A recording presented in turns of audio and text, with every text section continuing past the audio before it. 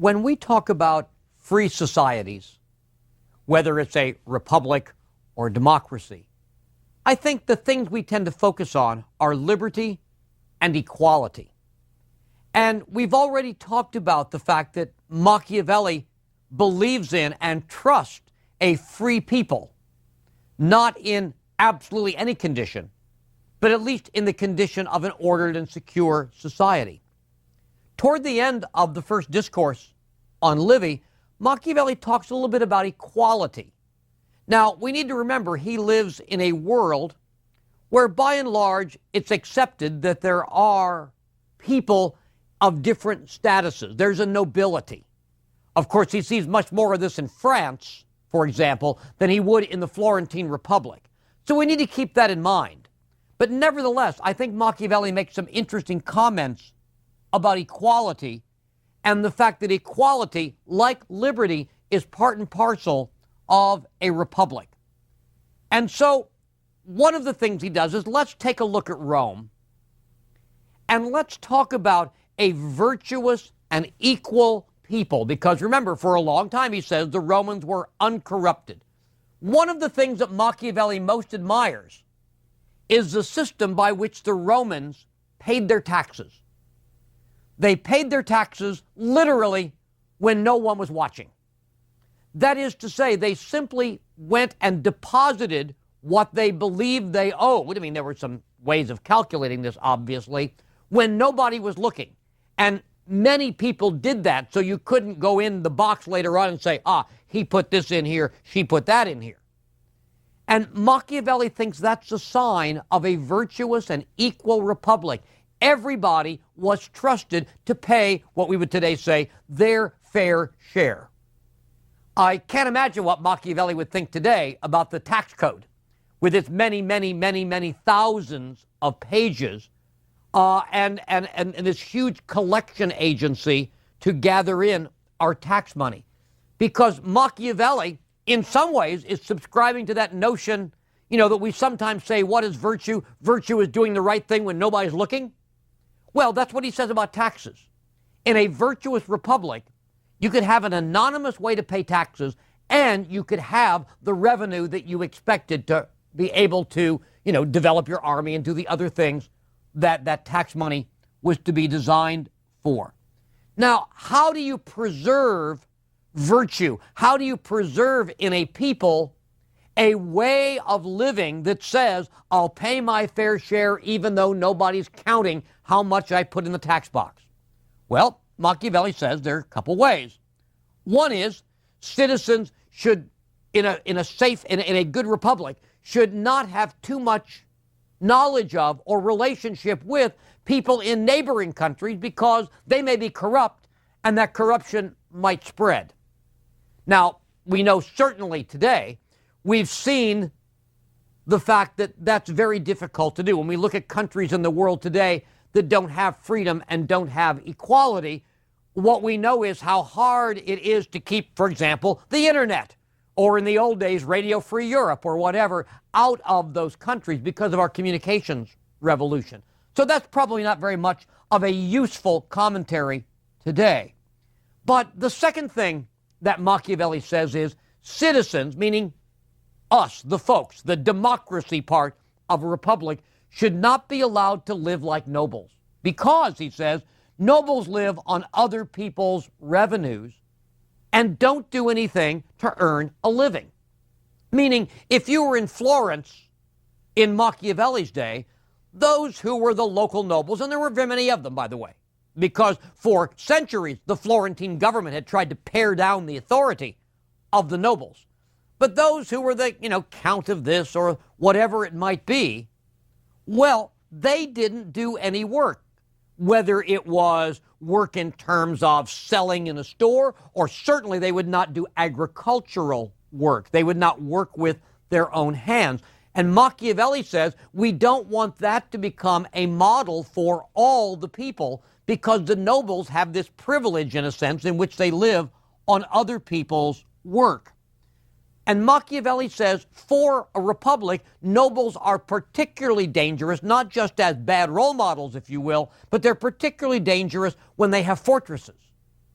In fact, one of the problems that cities like Florence and Siena and others dealt with in the 12th, 13th, 14th century was the government of Florence could control the city, but it had a hard time controlling the countryside, what's called the contado in Italian, because, well, these damn nobles had their fortresses, usually on tops of hills, that made them almost impregnable. And therefore, how do you bring the state into real control from a city center when you've got these nobles who want to operate and have these fortresses that allow them to operate pretty much without paying any attention to the government? There was even a movement in these cities in Italy in the 13th century where they built sort of interior castles with big towers. In fact, most cities had laws that said you can't have so tall a tower because it served as a kind of urban fortress. Well, Machiavelli knows all this history, of course, and therefore Machiavelli says, let me look at three cities.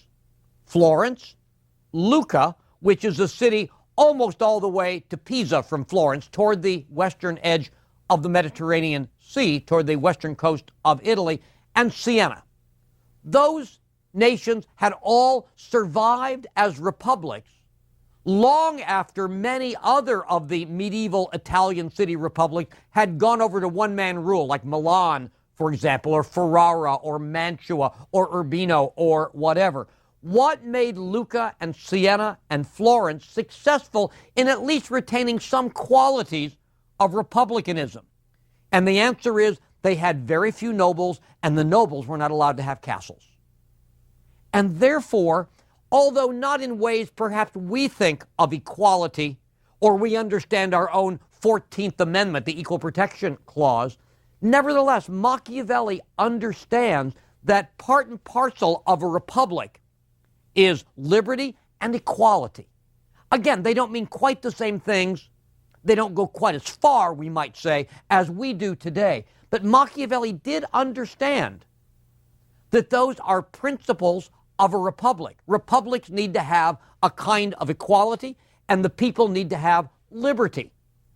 Now, again, if somebody walked up to you and said, boy, this Machiavelli guy, he's Mr. Liberty and Equality, if all you'd read was The Prince, you'd say, what are you talking about?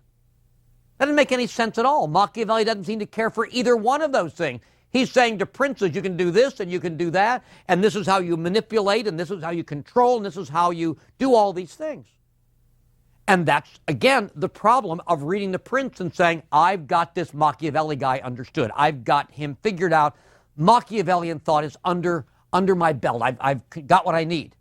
That's why the discourses are so important. Not because it makes us say, he didn't mean the prince. He did mean the prince. And we've already seen why. But only when we read the discourses can we understand what the prince is for. That the prince himself is a means to an end, and the end is not a principality. The end is a secure, orderly republic that values liberty and equality. And that's what's so important in picking up this book that we call the Discourses, and not simply saying, I've read The Prince, I know who this guy is. Now, I want to just add one footnote, because Machiavelli says, a lot of people say Venice, which of course is a republic, really isn't, because there are so many nobles in Venice. There are so many people with titles in Venice. Machiavelli says, chill out. Don't worry about that, because in fact, in Venice, a lot of people have the title of noble, but it doesn't mean the same thing as it does in other places. It really is a title and not a reality. In Venice, in 1297, they sort of closed the class of people who were eligible for office, and that became a kind of internal nobility. But Machiavelli says Venice is so different. For one thing, remember, its geography is so different. It's such a different place that we can't assume that nobility means the same thing there that it would mean in, say, a hill republic like Siena or the Florentine Republic. Again, this is a good lesson for us to remember. we need to be aware of the fact that the same word can mean very different things in different contexts. And we need to have that historical context. We need to know that nobility doesn't mean the same in Venice as it does in Florence.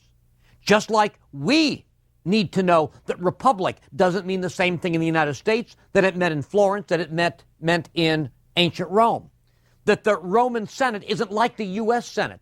And if we picture it working like the U.S. Senate, we misread the past and therefore not able to learn its lessons. So this very sort of terminological problem that Machiavelli deals with regard to the Venetian nobility is another one of those good reminders of what we have to do to be careful readers of history. I always tell my students, it's probably easier to be a mediocre physics major than it is to be a mediocre history major. Probably easier to get a C in history than it is to get a C in physics. Was for me anyway. And I must say I generalize from that. But it's just as hard to do history well as it is to do anything else well. And sometimes we forget that. And I think this is a good lesson in one of the reasons why history is useful but also hard. I want to take up a topic now that's sort of an odd and difficult topic, one I mentioned very briefly in my discussion of The Prince, but one that I want to take up here because Machiavelli takes it up in more detail, and that is that Machiavelli believes in signs and prophecies. Signs and prophecies in the words of people, signs and prophecies in nature. And let me just sort of list some of the things that he says, and then I want to talk about it for a while. He says that Savonarola correctly foretold the coming of King Charles of France to Italy, and there were also, he describes them as, soldiers fighting in the sky above the city of Arezzo just before the French invaded. Number one. Number two, the top of the dome of the Cathedral of Florence. You have to picture the beautiful dome of Brunelleschi and then that big ball that was put on top of it a generation later. I'm sure many of you have seen it, certainly in photographs, if not in person, in Florence. The top of the dome of the Florence Cathedral was struck by lightning just before Lorenzo de' Medici died. Again, Machiavelli doesn't think those are two disconnected or accidental things. He thinks there's some connection there, that the lightning strike on the dome of the cathedral tells us something about the impending death of Lorenzo the Magnificent. Third, the Palazzo Vecchio, the city hall of Florence, if you will, was struck by lightning just before Piero Soderini was driven from office in 1512. Remember, he had a lifetime office as part of the Republican government of Florence. He was the leader of Florence while Machiavelli served in the Republican government ending in 1512. Just before Soderini had to flee, what happened? Lightning hit the city hall, that big tall tower of the Palazzo Vecchio built at the end of the 13th, beginning of the 14th century. These are signs. The words of Savonarola, the lightning, the soldiers in the sky, these are signs, and they need to be interpreted by people with the knowledge of both the natural and the supernatural. In fact, Machiavelli speculates that it is possible that philosophers are right when they say that the air is filled with what some philosophers called intelligences. Now, you know, here we've sort of rolled up our sleeves for quite a while, and we've been talking about this hard-headed, careful thinking analyst who puts aside a lot of religious ideas, sees religion as something largely to control people's behavior. And all of a sudden, he's talking about prophetic lightning bolts and people speaking in prophecy, in the case of Savonarola, or things seen in the sky. I mean, he sounds like a guy that's into UFOs or whatever.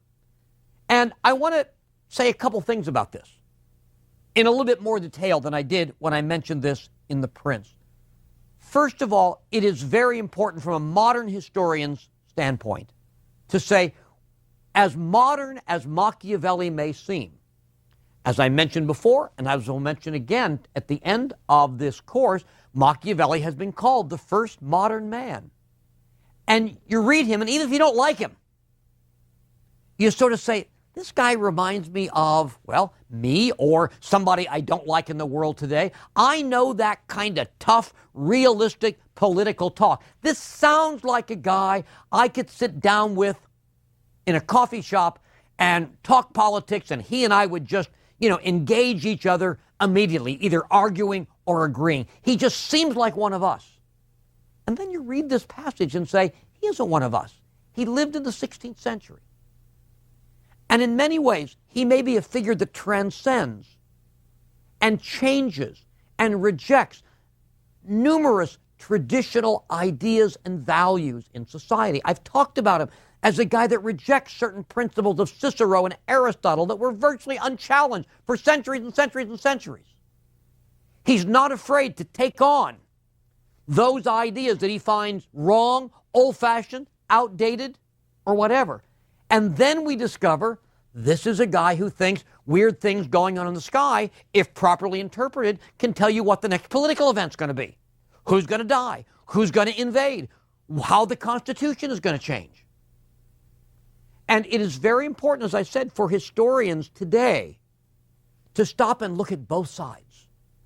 Because if we want to get to know Machiavelli, we need to know him in a 16th century context, and we need to know that despite many ways in which he transcends and challenges received tradition, he's also a person of the 16th century who holds many views, often unstated, and therefore we have to remember that, if there's an idea that you believe that everybody around you believes, you don't have to say it. Why did it take so long to find out that oxygen existed? Because it's all around you. And so when Machiavelli says these things, we are reminded that we should not just automatically lift what he says and say, this is sort of like us, let's apply it right now. We need to understand this is a person, part of whose thought process is very different than ours. And it makes him a whole figure and not a cardboard cutout that we create. Again, to take a point I made earlier in this lecture, we need to know what words mean as he uses them, not as we use those words today. We need to know what republic means to him, or equality means to him, or liberty means to him, and not assume it means what it means to an American in the 21st century. And so I think the fact that Machiavelli talks about these things at one particular point in dealing with some of the Roman prophecies and auguries and whatever is a very useful and perhaps sobering lesson for us. And I simply want to emphasize that we work at our historical peril and our intellectual peril if we simply say, he wears funny robes, but other than a couple of those things, he's just like us. Well, he isn't just like us, and it's good to remember the distance as well as the way we feel connection. It's only when we see both of those things, not one or the other, that we really can do history, and we really can find the maximum about Machiavelli and ultimately find the maximum value to us of Machiavelli as well. At the end of the first discourse, there are 3 discourses in the book called the Discourses on Livy. At the end of the first discourse, Machiavelli asks, in a sense, what we would call, I guess, the $64,000 question. What's better, a principality or a republic? He asks it about as directly as he ever does at the end of the first discourse. And I want to take up some of the angles that he takes on this question, some of the ways he answers it. First of all, let me suggest the words that he uses to introduce this topic. I've used my words. Which is more consistent? Because we know how much order and stability mean to Machiavelli. Which is more consistent, a prince or the people? And Machiavelli begins, oddly enough, by looking at a passage in Livy where Livy says that the people are unreliable and inconstant. So it seems like Livy is sort of, dissing the idea of the people being able to maintain an orderly, secure, stable society. But notice how Machiavelli's taking lessons that he's just given to us. Machiavelli says you've got to look to see exactly the context of that in Livy. You've got to know what Livy meant by that. Livy, in the context in which he says it, is referring to an uncontrolled people, referring to the Romans, if you will, after they've lost their virtue. And therefore, Livy is not condemning the people for instability. He's condemning a particular time in history when the people were unstable. But more than this, Machiavelli says, however, even though I've sort of gotten Livy off the hook of saying something that you might think is wrong, Livy isn't what matters. Arguments are what matter. In other words, Livy could be wrong. He's wrong about some things. And in fact, Machiavelli criticizes Livy in several places. And so although Machiavelli is really a devoted reader of Livy, he doesn't say this is true because Livy says so. He obviously thinks Livy contains a lot of insight, a lot of truth, a lot of stuff that is valuable. But he said if Livy had said the people are inconstant and meant it just like that without any qualification, then Livy would have been wrong because I can produce arguments against Livy. It's okay to argue with authorities. It's okay to argue with the greatest thinkers and writers of the past because authority doesn't define truth. You want something that can be explained and argued for. And so we don't put Livy on a pedestal. We take Livy very seriously. We respect Livy. Livy is not how we answer questions. Livy is useful, and his insights are useful in how we answer questions. So that's where he begins. Now, where do we go from here? Machiavelli unequivocally states that the people, again, the democratic part of a republic, the people are more grateful, more stable, more prudent, and wiser judges than princes. Now, we don't tend to think that way a lot of times. We say, well, our leader says the same thing day after day, but the public opinion polls change all the time. Aren't the people fickle? Aren't princes or leaders in general more stable? Now, again, Machiavelli, we know, makes a distinction between a virtuous people and sort of an people that has become a mob or an uncontrolled crowd. Machiavelli trusts a way.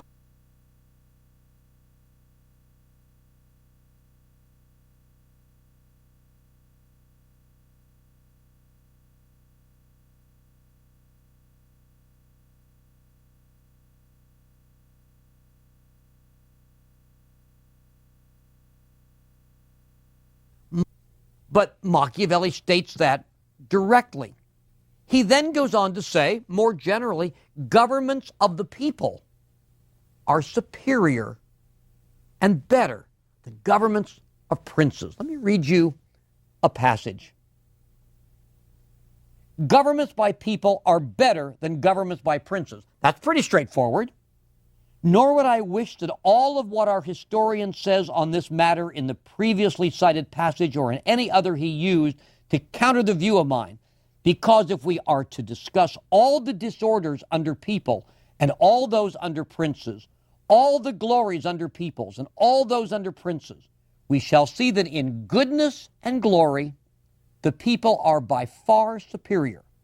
And if princes are superior to the people in enacting laws, forming civil societies, establishing statutes and new institutions, the people are so much superior in maintaining the things established that without any doubt they add to the glory of those who establish them. Yet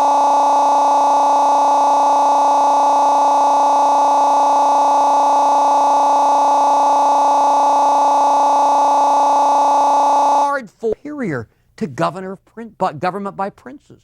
That's why, again, Machiavelli sort of looks back happily at Rome that began as a kingdom and then went to a kind of limited republic, a kind of very aristocratic republic after the expulsion of Tarquin the Proud, and then, through conflict, remember, became a full-fledged republic with the addition of the tribunes, the officials of the people. Now, there it is, that yes, you need to get started in a certain way. You can't just create a republic out of nothing. But once those institutions are in place, then the people are more trustworthy than the princes. People are better at maintaining societies once established. Greater stability exists in the people in times of danger. A prince may panic. The people collectively, again, if they are that virtuous people that lives in an orderly and structured society with a generally agreed upon set of morals and so on, we talked about all that. If that's the people we're talking about, they are more trustworthy than princes. And by princes, he doesn't mean bad princes, he means princes in general. That Machiavelli trusts the people in times of danger in that kind of republic more than he trusts princes. He says the people are more trustworthy in a republic with regard to treaties than princes. I think we can understand that. You know, we can have a prince who's signed a treaty and then behind his back he's operating to break that treaty. It's very hard for the people who have signed on in some way, directly or indirectly, to a treaty to sort of work collectively against what they've just signed on for.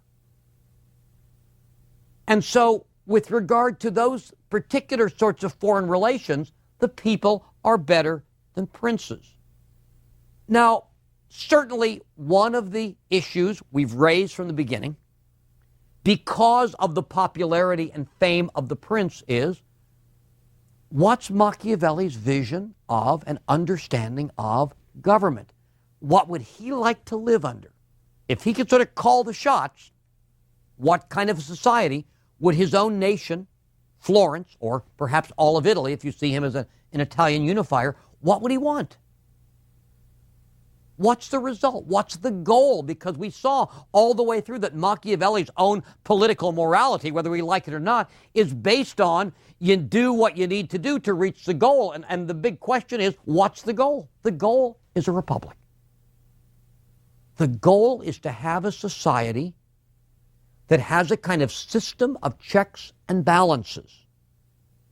A society that respects the liberty of the people, the equality of the people.